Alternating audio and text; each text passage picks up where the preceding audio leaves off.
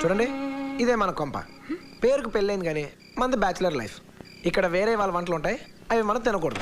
ఒకవేళ తిన్నా ఏ పిల్ల మీద తోసేయాలి. ఇదిగో అది మన బార్డర్, అది మాత్రం దాటకూడదు. ఓకే? నీ పేరు ఏమని పెడదాం?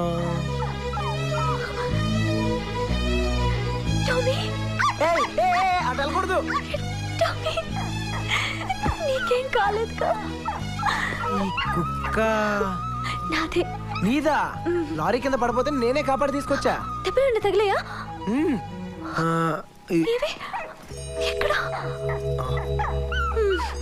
కుక్కనా?